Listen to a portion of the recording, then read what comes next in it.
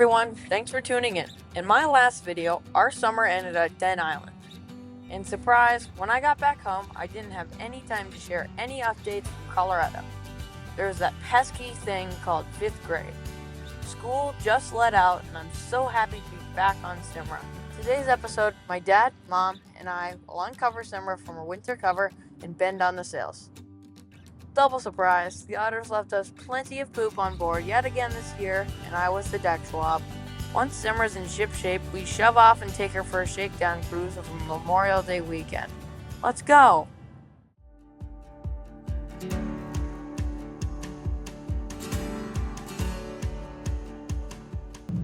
Hey, I'm Tanner Sparling, and I'm 11 years old.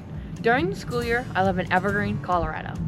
My family owns a wooden boat named Simra, which is currently moored on Vancouver Island, British Columbia.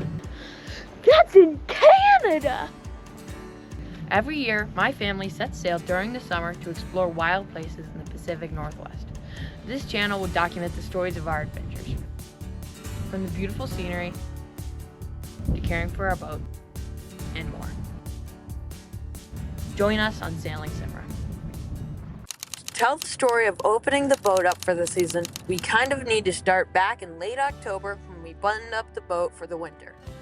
Not all sailors take the time to remove the sails from their boat every year, but the rainy Vancouver Island climate makes this step extra important to keep our white sails dry and mildew-free. This also helps increase the life of our sails, although taking the sails off and on can be extra annoying, especially in a downpour like this day. Simra has 3 working sails, so we have to detach the Genoa, staysail, and mainsail. Simra always looks so bare without the mainsail on the boom. Then, it's time to store the dinghy. Once the dinghy engine is removed, we lift and stow the dinghy on the bow.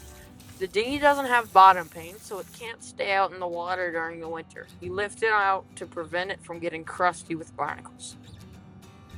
Last, we put on our 3-part canvas cover, which is quite the chore for us all. We also clean up the boat top to bottom and rig up a series of fans that helps keep the air flowing. It's all with a tight squeeze fitting the sails and all our gear into the storage locker.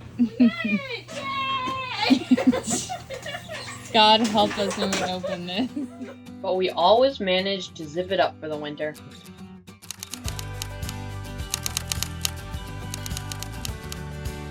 That's right, Simra takes a long winter's nap. We were less than thrilled to find evidence of otters on the deck, but down below we were pumped to see a bone-dry bilge.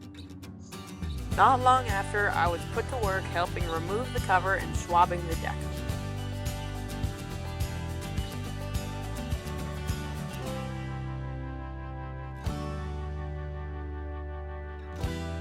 We also lowered our dinghy off the bow.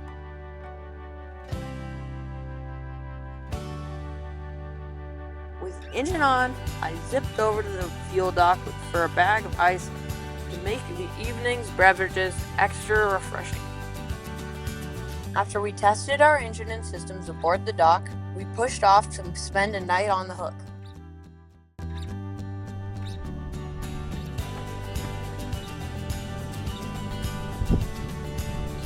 And the 2026 season starts off. Yeehaw. Lucky us, the wind and tides were in our favor as we zipped over to one of our favorite nearby spots, Portland Island. Once the anchor was down, we went for an afternoon hike and enjoyed the sunshine and the opportunity to explore the island. Back on board, I set up my new hammock. This new version is a major upgrade because I can lay flat, my feet don't hit the cabin top. I can also prop up the back for reading. Hey guys, I'm just gonna sit in my hammock while the ferry wake passes over. It's gonna be super nice. Gosh, there's so many ferries going through here. This is probably, the 4th ferry I've seen go through in the past 15 minutes. So active. The wakes it. Whoa.